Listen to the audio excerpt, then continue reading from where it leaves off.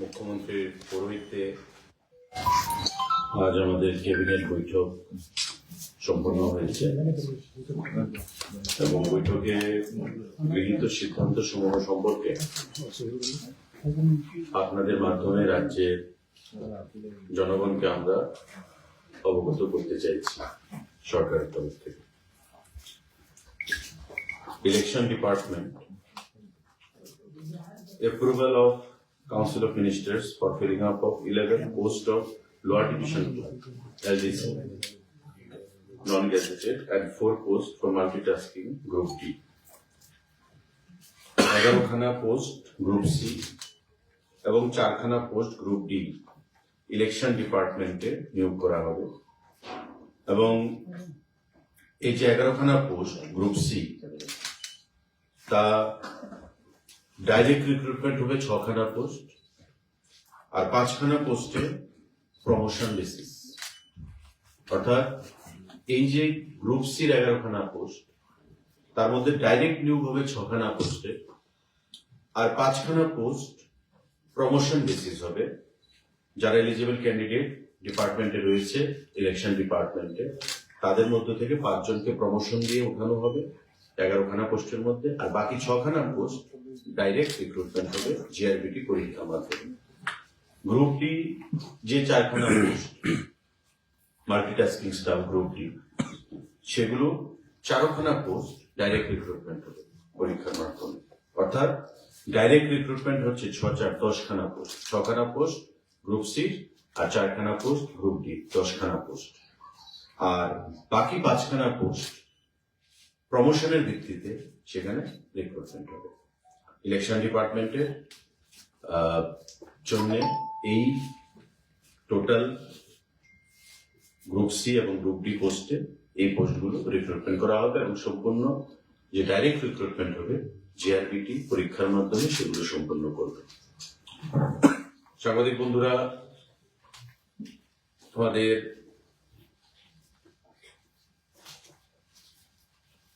Cabinet meeting এ আরেকটা গুরুত্বপূর্ণ সিদ্ধান্ত গ্রহণ করা হয়েছে।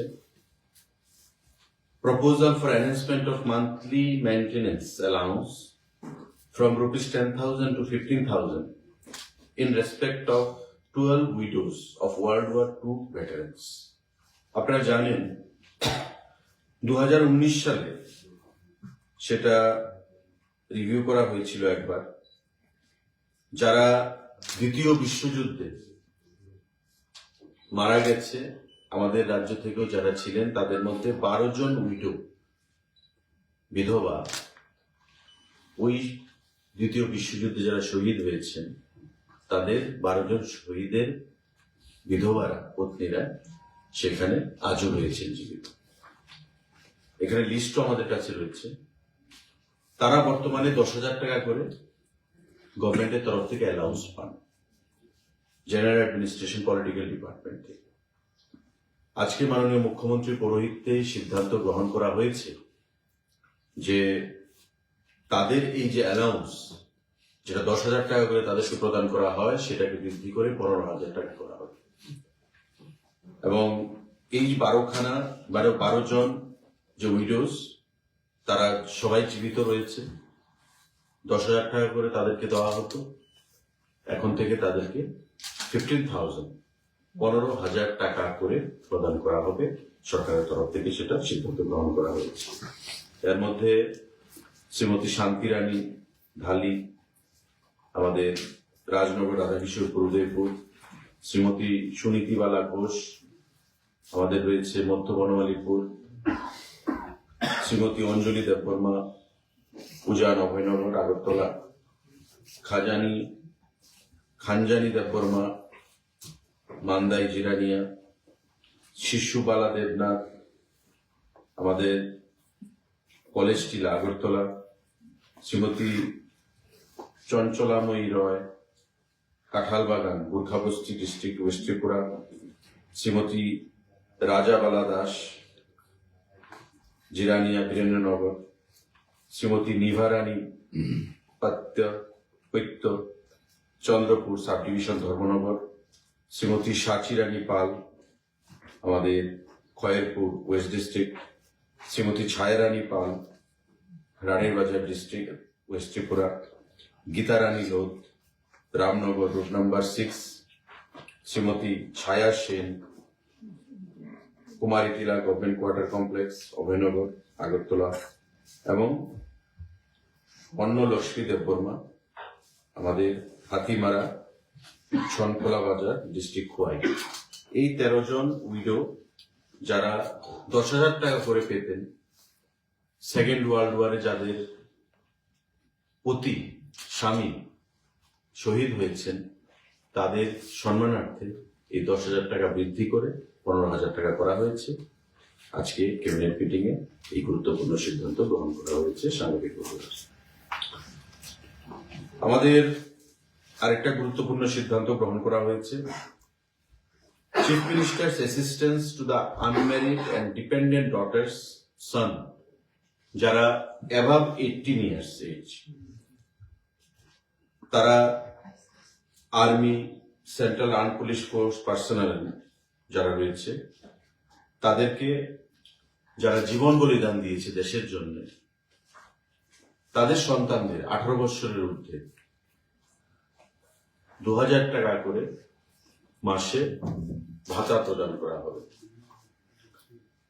বিভিন্ন সময় আমরা দেখেছি যে বিভিন্ন সৈনিকের ছেলে মেয়েরা অর্থের অভাবে পড়াশোনা করতে পারে না, বা বিভিন্ন আর্থিক সমস্যার সম্মুখীন তাদের হতে হয়।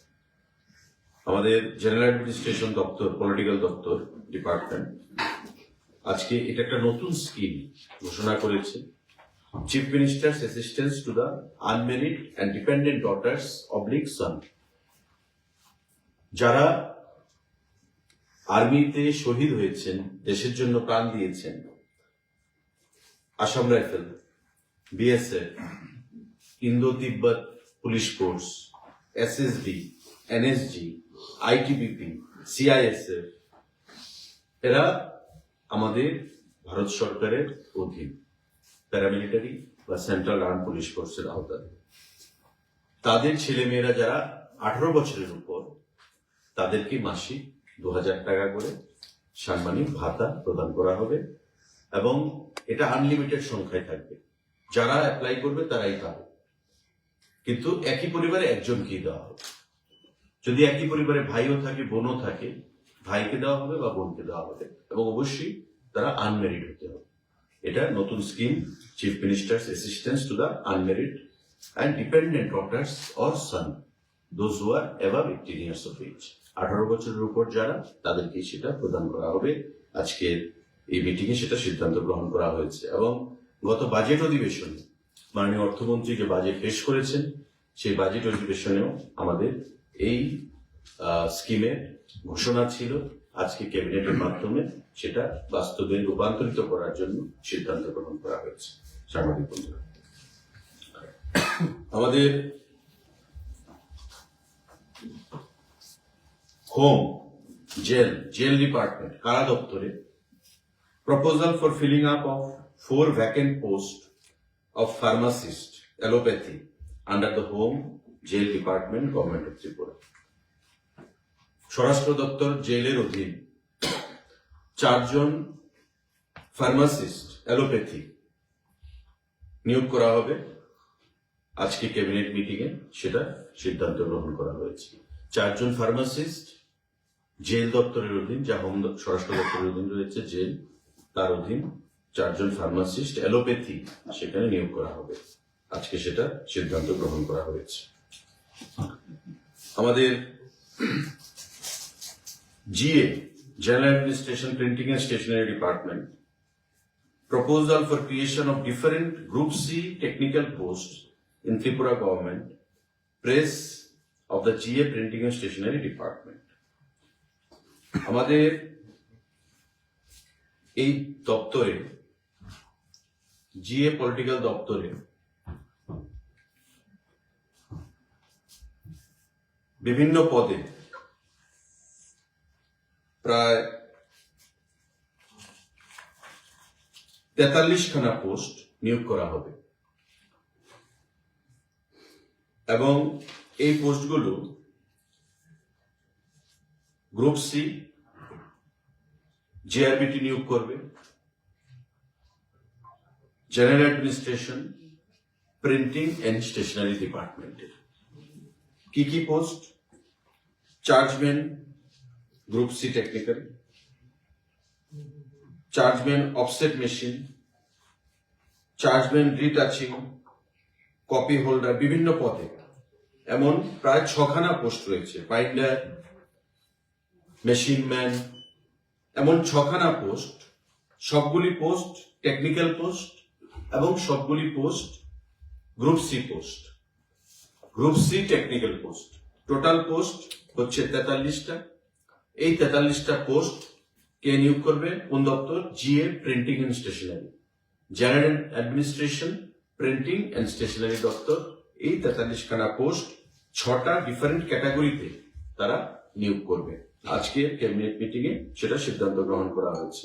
এবং যে কোয়ালিফিকেশন, এটা মাধ্যমিক সঙ্গে আইটিআই, যে কোনো ট্রেডে আইটিআই এর সার্টিফিকেট থাকতে হবে, সঙ্গে মাধ্যমিক থাকতে হবে। এটি গ্রুপ সি পোস্ট এবং বিভিন্ন 6খানা ক্যাটাগরিতে এই পোস্টগুলো রিক্রুটমেন্ট হবে। 43টা পোস্ট, 43 পোস্ট। আজকের মিটিং এ এই সিদ্ধান্ত গ্রহণ করা হয়েছে।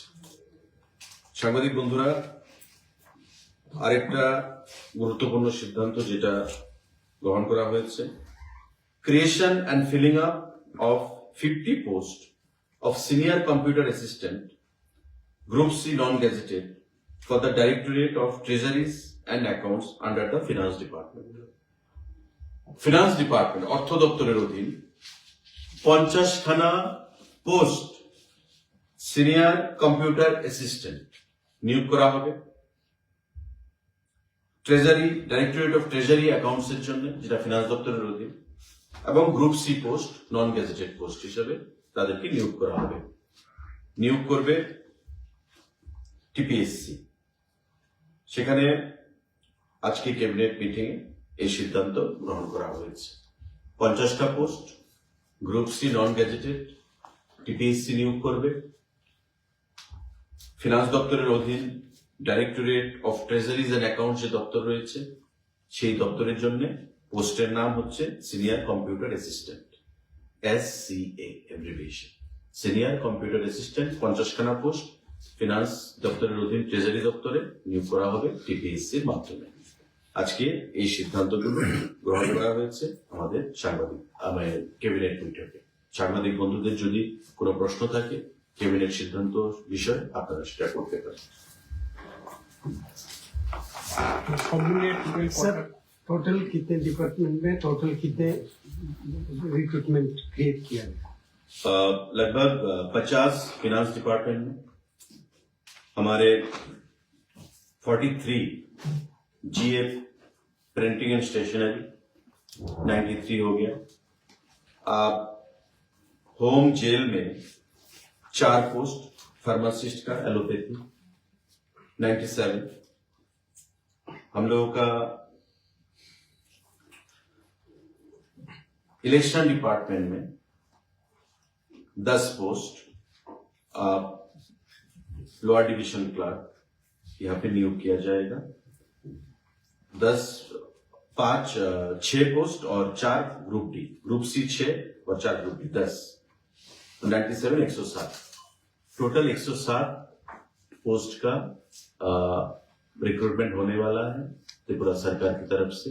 बहुत सारे दफ्तरों में आज के कैबिनेट बैठक पे ये सिद्धांत हो गया मुख्यमंत्री जी के चेयरमैनशिप पे। অনেকগুলো দপ্তরে অনেক বছর হয়ে গেছে কিন্তু নেওয়াতে সেগুলো এখনো ছাড়া হয়নি। সেই বিষয়ে কি কোনো, যেমন জেল পুলিশ, ফায়ার সার্ভিস, এসব ক্যান্ডিডেটের প্রতিদিনই একটা আন্দোলন চালিয়ে যাচ্ছে। দেখুন, নিয়োগের বিষয়টা ক্যাবিনেটের বিষয় হচ্ছে সিদ্ধান্ত গ্রহণ করা। নিয়োগ কারা করছে? আইদার জিআরবিটি করছে, নতুবা টিপিএসসি করছে, আর দপ্তর তাদের সঙ্গে যোগসূত্র স্থাপন করে করছে। তো নিয়োগের যে বিষয়টা যদি ডিলে হয়ে থাকে, নিশ্চয়ই সেটা প্রসেসে রয়েছে। জিআরবিটি কে কিছু দেওয়া হচ্ছে, কিছু টিপিএসসি কে দেওয়া হচ্ছে।